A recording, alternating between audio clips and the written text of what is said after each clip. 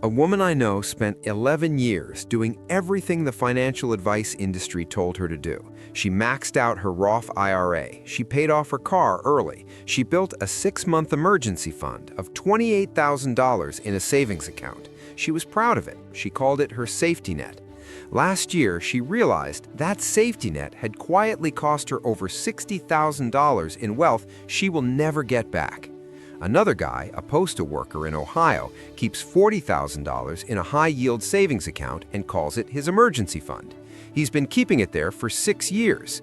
In those 6 years, the S&P 500 returned an average of 14% annually. His $40,000 earned 4.5% in his savings account. The math on what he lost is not comfortable.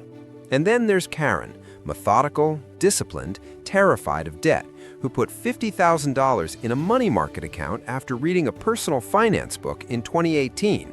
She did everything right. Her financial advisor told her she did everything right. Nobody told her she was also doing something profoundly, mathematically wrong at the same time. What's the pattern? They all believed the same lie, that safety and wealth building are mutually exclusive strategies, and that the emergency fund is where smart, responsible people park their money. The truth is more uncomfortable. The emergency fund, as most people build it, is not a financial tool. It is a fear management system dressed up in spreadsheet clothing. My name is Mono, and I spend way too much time thinking about the gap between what financial advice sounds like on the surface and what it actually does to your long-term wealth. If you're someone who has money sitting in a savings account right now and you feel responsible about it, but something in the back of your mind keeps asking whether you're actually getting ahead or just treading water, subscribe and like this video. It will help more than you think. Here's what we're actually doing today. I'm going to show you the real cost of a traditional emergency fund in terms most financial advisors will never walk you through. We'll break down the inflation drag, a concept I call the slow bleed, and show you exactly what it does to $30,000 over 10 years. I'll explain the liquidity trap, why keeping money completely liquid at all times is actually a behavioral crutch that costs you more than it saves. Then I'll walk you through the layered safety net protocol, a 3-tier system used by people who have actually figured out how to be both protected and wealthy simultaneously. And finally, we'll talk about the real reason the financial advice industry pushes the 6-month emergency fund with such religious conviction and whose interests that advice actually serves. Think about a bathtub with 3 faucets. The first faucet fills the tub with water. That's your savings rate, money coming in from your income. The second faucet is the drain. That's your spending, money leaving the system. And the third faucet, the one most people don't even know is open, runs cold the whole time. That's inflation. It's always draining the purchasing power of every dollar sitting in that tub. The problem with a traditional emergency fund is you fill the tub, you're proud of how full it is, but you never account for the third faucet. The water looks the same, the level looks the same, but what that water can actually buy you quietly gets less and less every single year. You can have $30,000 in a savings account for 5 years and have the same number on the screen while you've actually gotten poorer in real terms. The tub looks full, the water is colder, and the whole time there's a second bathtub next to you, the market, where someone else's money is doubling. Here's where the history comes in, because this problem is not new and it's not subtle. In the 1970s, the United States experienced what economists now call the Great Inflation. Between 1972 and 1981, the Consumer Price Index roughly doubled. Inflation peaked at 14.8% in March of 1980. This wasn't a blip, this was a decade. And here's what it did to ordinary savers. A family that had $20,000 in a savings account in 1972, a serious, substantial sum, roughly equivalent to $140,000 today, watched that account earn somewhere between 4 and 6% interest annually from their bank. They thought they were doing great. They had savings, they were responsible, but inflation was running between 6% and 14% per year.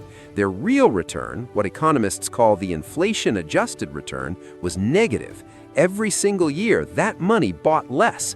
By 1982, their $20,000 had grown nominally to about $26,000 through interest, but inflation had eaten so much purchasing power that the real value of that money, adjusted for what it could actually buy, was closer to $13,000 in 1972. A decade of disciplined saving, a decade of responsible behavior, and they ended up poorer. Here's who got it right. The people who owned real assets, productive businesses, stocks, real estate.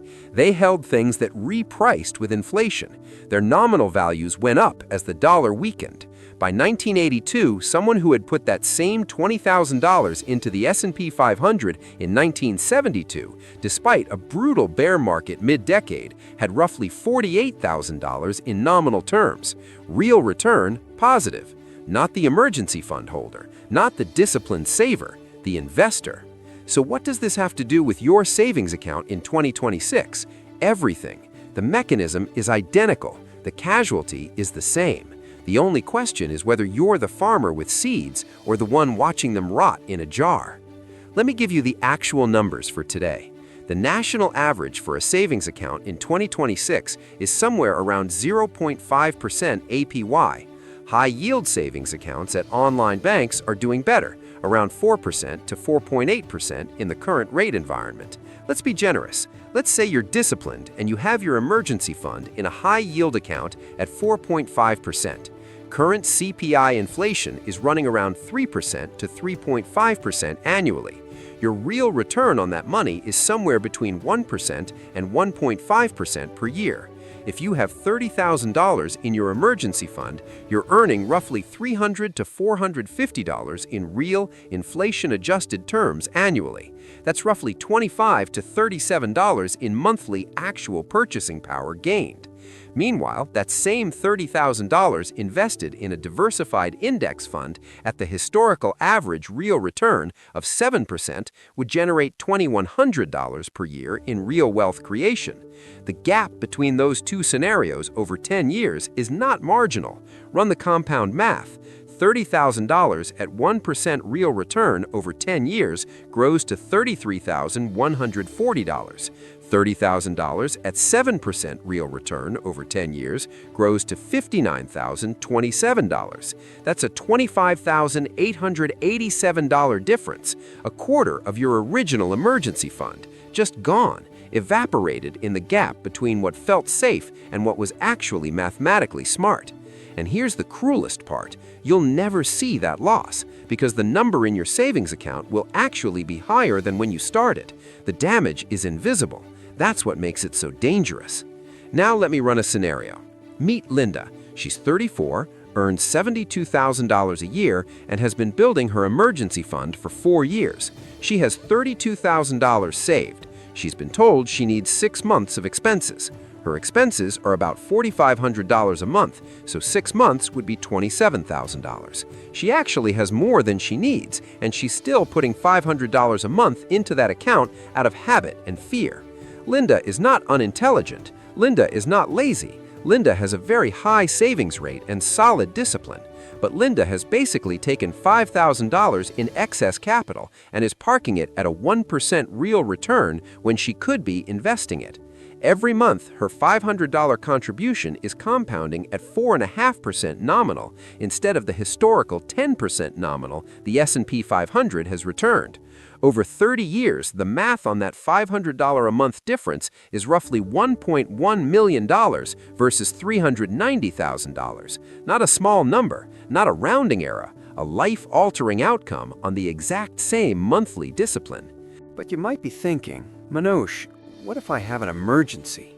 What if I lose my job and I need that money? Right question, and the financial industry has a very convenient answer. Keep it all liquid in cash.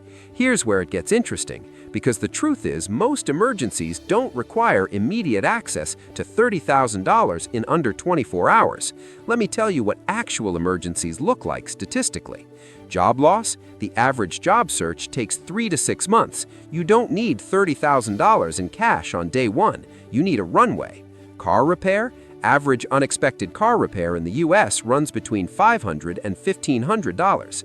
Medical emergency? If you have health insurance, out-of-pocket maximums cap your exposure, usually between $3,000 and $9,000. Home repair? An emergency HVAC failure, a roof leak. These require $2,000 to $8,000 typically. None of these scenarios require you to have 6 months of income completely liquid in a savings account at a perpetual real return of 1%. That number, 6 months, fully liquid, fully in cash, is not financial optimization. It is anxiety management. And the financial industry loves it because anxious people who feel safe are loyal customers who don't move their accounts. Here's the thing nobody says out loud. The 6-month emergency fund rule was popularized during an era of much lower investment account accessibility. Before online brokerage accounts, before Vanguard, before fractional shares, before any of that, you couldn't get money out of the market quickly. It took days, sometimes weeks, to liquidate investments. That's not true anymore. A taxable brokerage account at Fidelity or Schwab can be liquidated and have cash in your checking account in 2 business days. The premise behind fully liquid cash reserves is 40 years out of date. But nobody's revised the rule because the rule benefits the industry more than it benefits you. It's not a conspiracy, it's just incentives.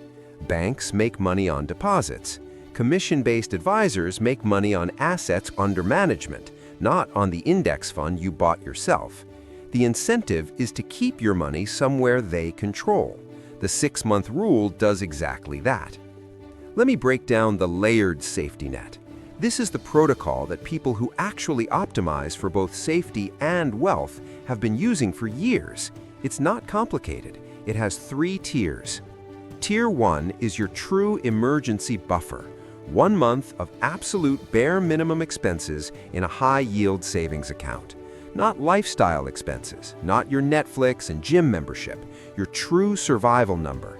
Rent, utilities, food, minimum debt payments. For most people in the U.S., this is somewhere between $2,500 and $4,000 a month. 1 month, $3,000 to $4,000 in cash, instantly accessible. This covers the sudden car repair, the unexpected medical bill, the appliance that dies on Thanksgiving. Most emergencies don't exceed this number. Tier 2 is your income bridge. This is 2 to 3 months of your income, not your expenses, your income, in assets that are liquid but working harder than a savings account, I-bonds, short-term treasury bills, or a money market fund. In 2026, 3-month T-bills are yielding between 4.2% and 4.8%. You're getting near savings account rates with government-backed security and marginally more return. This money is accessible within a week, more than fast enough for a job loss scenario where you've got severance, unemployment insurance filing, and a job search in front of you. This tier handles the scenario the financial industry loves to use to scare you. But what if you lose your job? You have 1 month in cash instantly. You have 2 months in T-bills available within 5 to 7 days. You also, by law in most states, have unemployment insurance kicking in within 2 weeks. You are not naked in the cold. You're protected. Tier 3 is your investment moat. The rest of your wealth-building capital, what would have been your months 4 through 6 in the traditional model, goes into a taxable brokerage account invested in low-cost index funds. This money is growing, compounding, doing actual work. If a catastrophic life event happens, extended illness, family crisis, long-term job displacement, you can liquidate in 2 business days. Yes, you might face capital gains taxes. Yes, you might sell in a down market if the timing is terrible. But here's the math you need to understand. Even if you have to sell in a 20% down market, your money has probably grown at 7% real before that event. The compound growth before the emergency almost certainly exceeds the loss from selling at a down market moment. The traditional emergency fund avoids that scenario by never entering it at all. The layered model accepts a small amount of timing risk in exchange for years of actual wealth compounding. The expected value of the layered approach wins over almost any reasonable time horizon. Mock dialogue time. Here's a conversation that plays out every day between someone who just read a personal finance book and their financial advisor. Person: I have $45,000 in my savings account as my emergency fund. I feel really good about it. Advisor: that's great, you're protecting yourself. Person: but my friend said I should invest some of it. Is that smart? Advisor, who earns a management fee on assets under management, but nothing on cash sitting in a savings account outside his firm. You could, but emergencies are unpredictable. It's really up to your comfort level. Person: so I should keep it? Advisor: it's really up to you. Person: but what do you think? Advisor: I think protecting yourself is always smart. 6 months pass. Nothing is invested. The advisor collects a fee on the rest of the portfolio. The emergency fund sits. The third faucet runs. Nobody called it wrong. Nobody said the wrong thing. The incentives just aligned perfectly to maintain the status quo at the client's expense. Here's the part nobody talks about. The reason the 6-month rule has such a grip on people isn't rational. It's neurobiology. Your brain did not evolve to handle the concept of future purchasing power erosion. It evolved to avoid immediate visible threats. A savings account that reads $30,000 registers as safety because the number is stable and visible on a screen. A market account that reads $30,000 but might show $27,000 next month during a pullback registers as danger, even if the long-term trajectory is dramatically better. Loss aversion, the psychological phenomenon documented by Kahneman and Tversky, tells us that humans feel the pain of a loss roughly twice as intensely as the pleasure of an equivalent gain. This means the temporary volatility in a brokerage account feels worse than the slow, invisible erosion of purchasing power in a savings account, even though mathematically the savings account is destroying more wealth over time. Your psychology is running an outdated program. It's optimized for a world where visible threats were the only threats. In modern finance, the invisible threats, inflation, opportunity cost, compounding you're missing, those are the ones that actually get you. The math works, human psychology doesn't. This is what I call the invisible millionaire problem. There are people in every city in America who look completely average. They drive older cars, they live in modest houses, they shop at Costco, they don't post their net worth on social media, and they have $1.2 million in a brokerage account because 30 years ago they made a quiet decision to invest their emergency fund overage instead of letting it collect dust. They'll never see you in an Instagram ad. They're not a lifestyle brand. They're just free. And then there's the person who has a perfectly organized 6-month emergency fund, feels totally responsible, and looks back at 60 wondering why their net worth never crossed $400,000 despite 40 years of disciplined saving.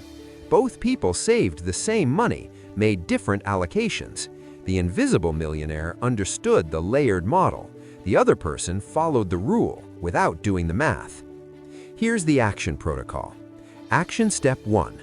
Tonight, pull up your savings account and calculate your true 1-month survival number, not your lifestyle number, rent or mortgage, utilities, food, minimum debt payments. That's your Tier 1 number.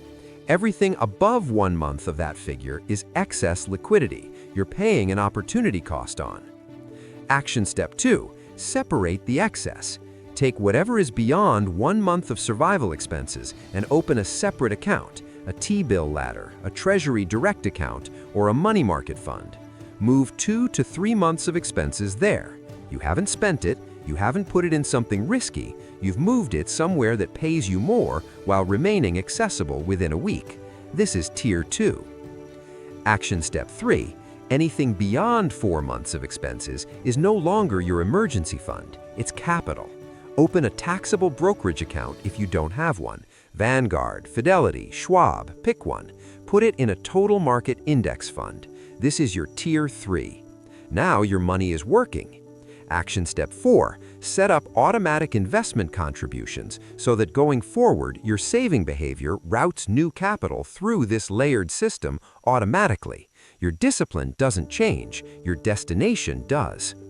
Action Step 5. Once a year, rebalance. If Tier 1 has grown because you didn't use it, trim it back to 1 month and let the excess flow to Tier 3.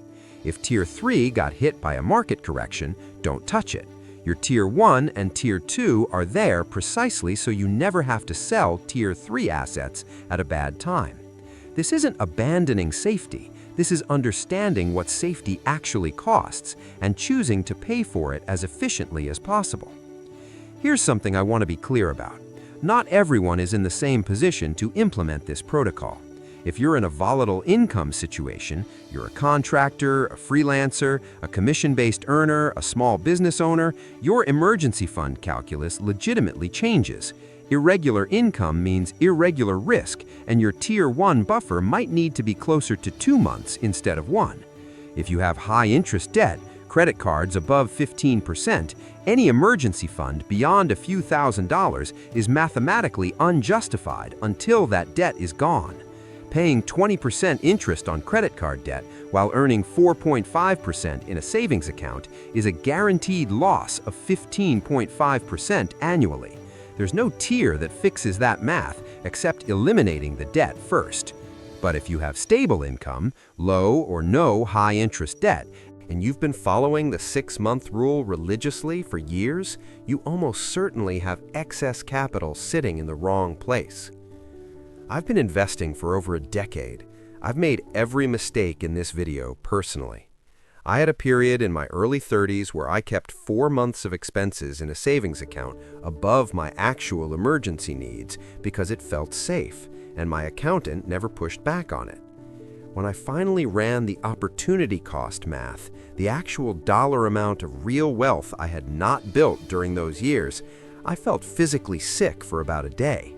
Then I restructured and moved on. The point isn't guilt.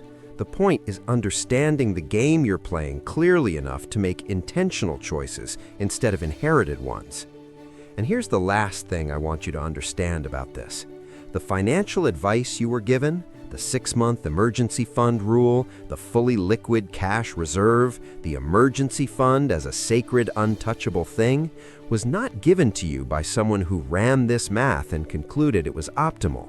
It was given to you by a cultural script that emerged from the Great Depression, got reinforced in the 1970s, got popularized by personal finance books in the 1990s, and has been uncritically repeated ever since.